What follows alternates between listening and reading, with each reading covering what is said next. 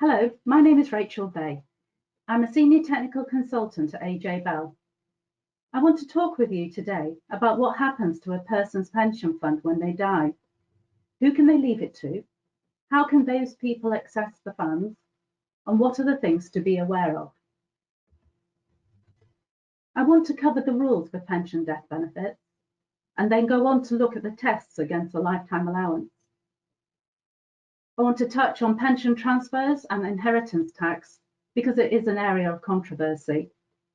And then finish up by looking at bypass trusts, how they work and whether they still have a place in pension planning. So let's start by looking at the rules for pensions death benefits. Who can receive benefits? Well, the answer is, in theory, absolutely anyone. The member can leave their benefits to anybody they want to. They don't need to be related. They don't need to have a relationship with them. They could leave them to the milkman if they wanted to. But there is a but. The member can choose who they want to leave their benefits to. But as we will see later on, the final decision isn't necessarily theirs. It's the scheme administrator's. What form can the recipient take the benefits in? Well, they can take them as a lump sum or as income. However, anybody can receive to take a lump sum benefits, but only a dependent, a nominee, or a successor can take an income from a pension, say through drawdown. A dependent is a spouse or civil partner, a child under 23, or over if they're dependent on the parent due to impairment, or anybody who is interdependent with the member, for example, a partner who they share their life with. A nominee is someone who is nominated by the individual, or it could be somebody nominated by the scheme administrator, where there's no surviving dependent or nominee. A successor is somebody who's been nominated by a dependent or a nominee to receive the benefits after they die. If there are no surviving nominees, but there is a pension fund left, then the scheme administrator can nominate a successor. Let's go on now to look at how pension death benefits are taxed. How they are depends on two main things. Firstly, let's look at income tax. This depends on how old the owner of the benefits was when they died. If the member was under age 75 when they died, then the recipient does not pay any income tax on the benefits, as long as the benefits are designated within 2 years. If the member was older than 75, then the recipient has to pay income tax. Secondly, let's look at the lifetime allowance charge. We're going to look at this in a lot more detail later, but lifetime allowance tests are only carried out on uncrystallised funds where the member was under 75 when they died. So let's have a look at how these rules could work in practice. I have here a case study of the Smith family. We have Harry, who is age 77, and he's married to Isabel, and they have two grown-up children, Emma and Mark, and Emma and Mark are both higher rate taxpayers. Now, Harry unfortunately dies when he's 77. He has completed a nomination form though, and he's left 60% to Isabel and 20% each to Emma and Mark. Harry is over 75 when he dies. So Emma and Mark, because they have been nominated by Harry, they can take their share of the benefits as a drawdown fund, but they will have to pay any income tax when they take the benefits out. Emma and Mark don't really need the money. They have sufficient funds of their own. So they're planning on really not touching the pension fund, but instead, when they die, they would like to pass it on to their children. So there are three cousins here, and they are the successors, and they will receive the benefits from from Emma and from Mark once that those two have died. Let's have a look at how else this could work. Now, Harry could change his nomination form to leave the same amount, really, to Isabel, just slightly different, and then just split the rest of it between his 3 grandchildren. If he did, then the grandchildren would only pay income tax when they take the benefits.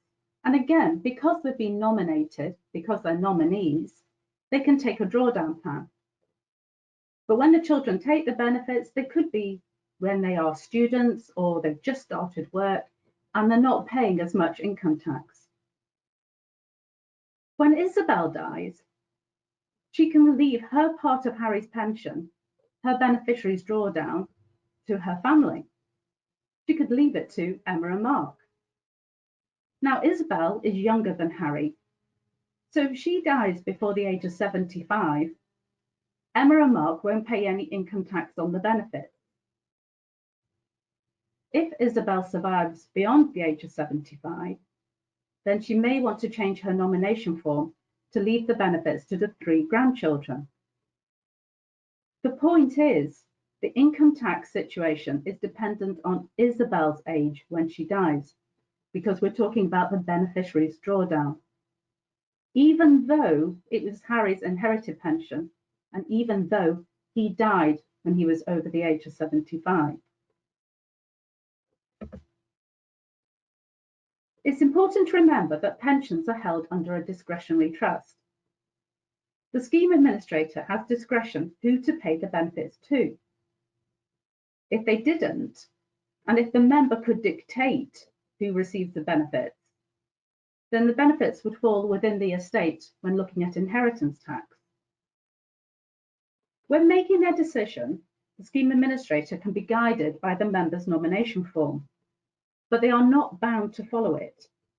They could also ask to see the member's will, but again, they're not bound to follow that either, and they don't have to follow the same disposal. If there is no nomination and no dependents, the scheme administrator can nominate a nominee to inherit the funds. It's vital members complete nomination forms. If they do this, then they can help the scheme administrator distribute the benefits to those people that the member has chosen. But as we said earlier, only nominees, dependents and successors can take pension income from a drawdown plan. Others, if they're not being nominated and they're not a dependent, they can only take a lump sum, and they may risk paying a large part of that back to HMRC in income tax. Therefore, it's important to nominate beneficiaries so that they get a choice about how they want to take their benefits. Let's look at this case study. This is Bernard, Brenda and Belle. Bernard has a SIPP and it's worth £200,000, but he hasn't completed a nomination form. He dies aged 77. He leaves his wife Brenda and a 45-year-old daughter Belle. They both want to share the SIPP and they both want to take an income from it. Brenda is a dependent. She is married to Bernard, and the scheme administrator can designate part of the funds to a drawdown plan for her. That means that she can control what money she takes and when she takes it, and so she can minimize her tax bill. Brenda wasn't a nominee because Bernard didn't complete a nomination form, and she's not a dependent. She's a grown-up child who's left the home a long time ago. So she can only take a lump sum, and she will have to take all of the benefit at once and pay income tax on it at her marginal rate. Beneficiaries will have a Flexi Access drawdown plan. These funds are kept separate from any drawdown plans they may have of their own. They can take income from the plan, and it won't trigger the Money Purchase Annual Allowance, the MPAA. And it has no impact on their lifetime allowance either. There is no lifetime allowance test.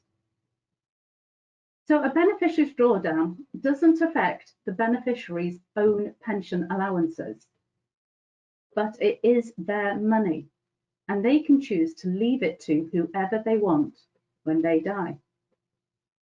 If the beneficiary is under 18, then some providers will offer a junior SIPP to junior beneficiaries.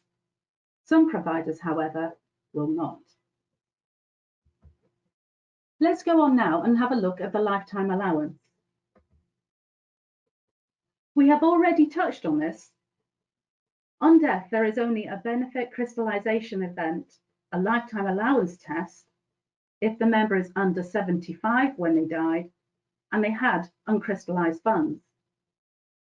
That's because there are already tests during the member's lifetime whenever they crystallise funds or when they reach 75.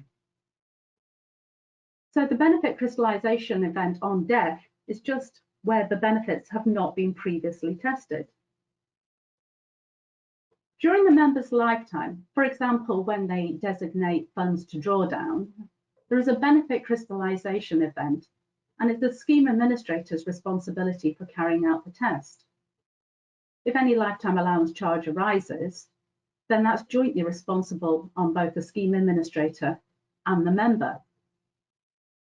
For benefit crystallisation events on death, it's a different situation.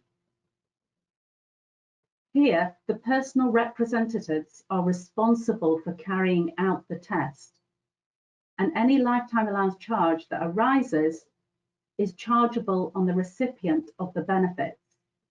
It's not a joint responsibility with the scheme administrator. There are 3 benefit crystallisation events on death. There's one for uncrystallised funds to make a lump sum payment, one for uncrystallised funds to provide flexi access drawdown, and one for uncrystallised funds to provide an annuity. Let's have a look at the 2-year rule. We've already said that if the member was under age 75 when they died, then there should be no income tax on the benefits as long as the benefits were designated within a 2-year window. If they were left until outside that 2-year window, then income tax may be due, but there wouldn't be a lifetime allowance charge. Let's have a look at how this would work in practice. I've got a case study here with Dawood, Chanda and Eliza. Dawood dies, he's age 60, and he has an uncrystallised SIPP of 1,573,100. It's such an awkward number because the lifetime allowance at the moment is such an awkward number. Dawood doesn't have any lifetime allowance protection. Now, he wants to leave his money to be shared between his daughter Chanda, who is a higher rate taxpayer, and his granddaughter Eliza, who is a student, so she's not paying any tax at the moment. So the lifetime allowance is first taken off, and that's 1,073,100, and that's designated within 2 years. And that money is split just between Chanda and Eliza. Now remember, Dawood died before he was age 75, so there's no income tax on those benefits, and they can both receive them tax-free. That leaves another £500,000 in the pot. Chanda's share of that is 250,000. Now, if that is designated for flexi access drawdown at the same time, there will be a lifetime allowance charge because 100% of the lifetime allowance has been used up.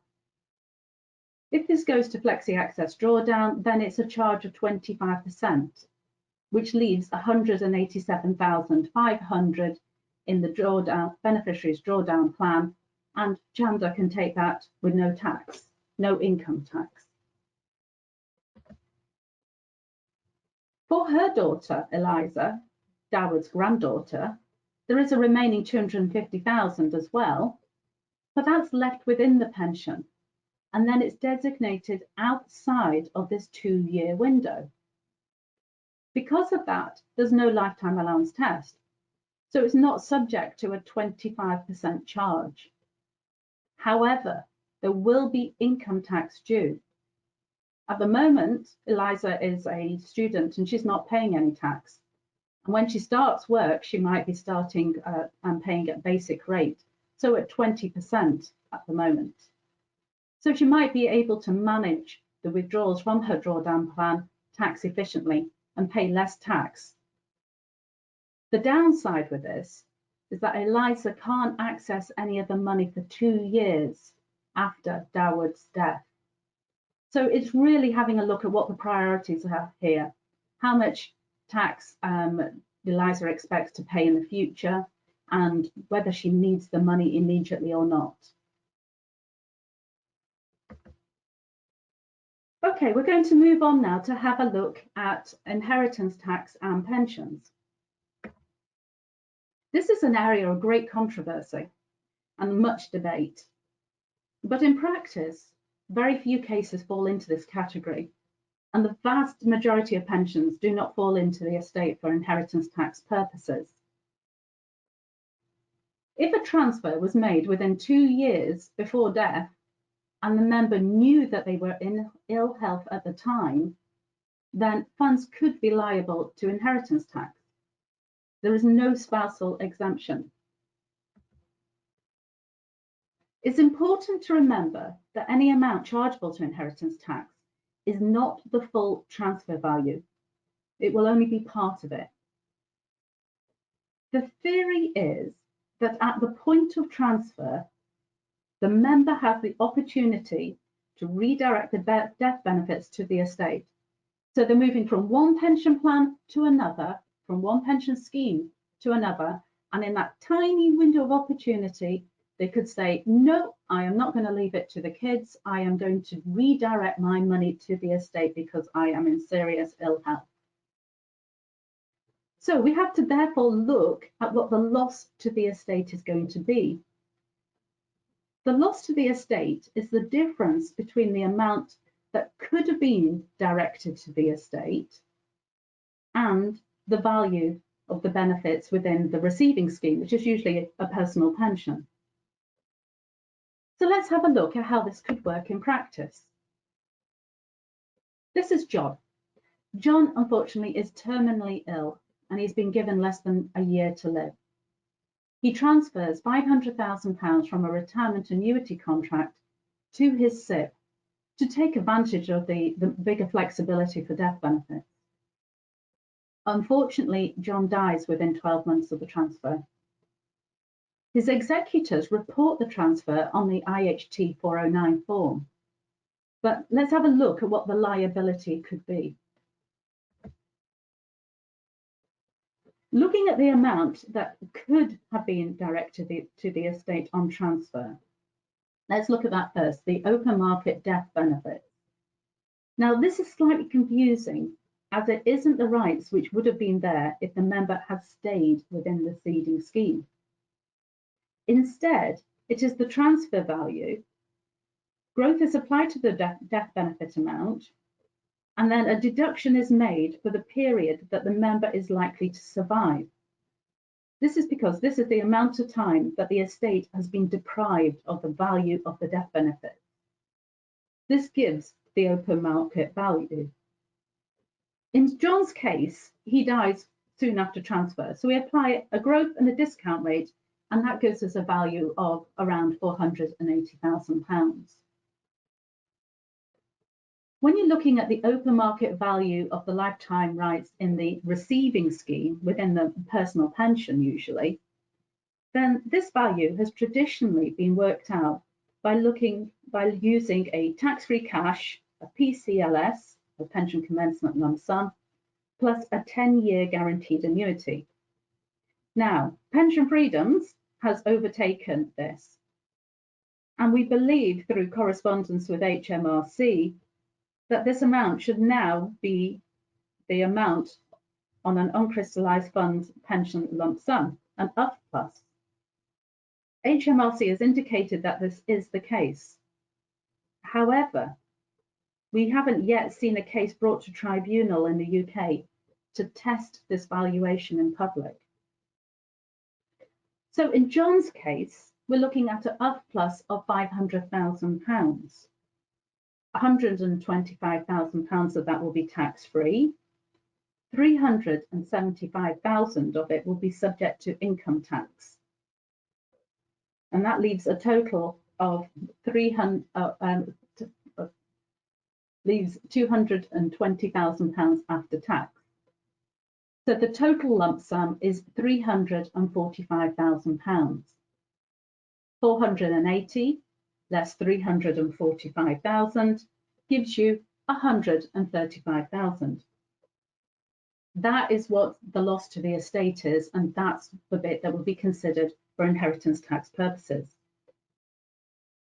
Now, there is no guarantee that HMRC will apply IHT to all pension transfers that are done within 2 years before death, where the member is in ill health.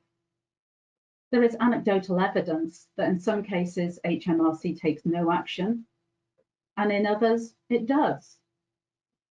None of this is written down anywhere. There is no guidance stating exactly the approach that HMRC takes or exactly how these values are calculated.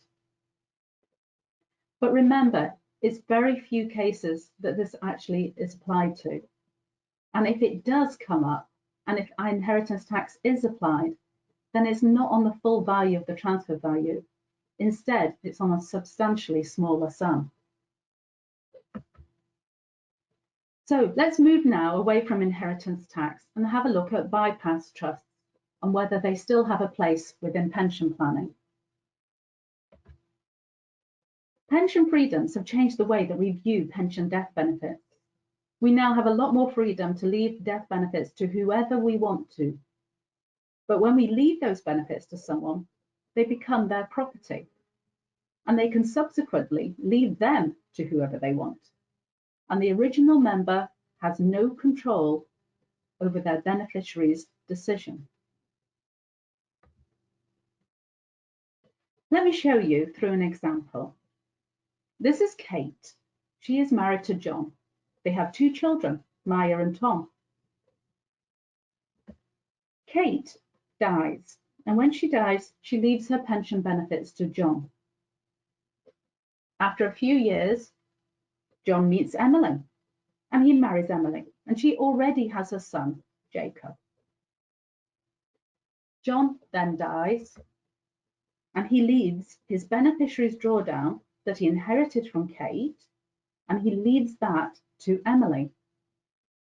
In time, when Emily dies, the money, which was originally Kate's pension fund, will go to Jacob. And that means that Maya and Tom, Kate's children, will miss out. In this example, a bypass trust could be useful. It helps the member take control over what happens to their death benefits when they die and they fall into the hands of their beneficiary. It's a discretionary trust. So the member appoints the trustees and tells them how they want them to distribute the funds. The trustees have the power to decide who should have the benefits. But the member is appointing the trustees, and they only appoint people they trust and who they know to carry out their wishes. Let's have a look at the taxation. If the member was over 75, then there will be an initial tax charge of 45% when the benefits were placed in trust.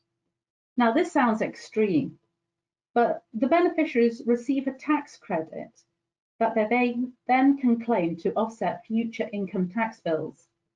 So this tax bill isn't as dire as it first sounds. However, HMRC takes their slice of pie up front, so they immediately take that 45% off. So they leave less money in the pension pot. If the benefits aren't going to be taken for some time, then there is a chance that we're looking at a smaller amount and it's going to miss out on compound investment growth. There are also other charges which apply to the bypass trust. They may be subject to IHT charges every 10 years and to exit charges. There are a few situations when people could use a bypass trust.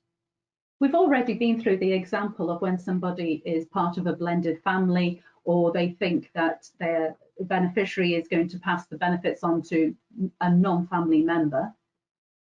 But you could have a situation where you just don't quite trust the person who you want to receive the benefits to spend them in the manner that you think is appropriate.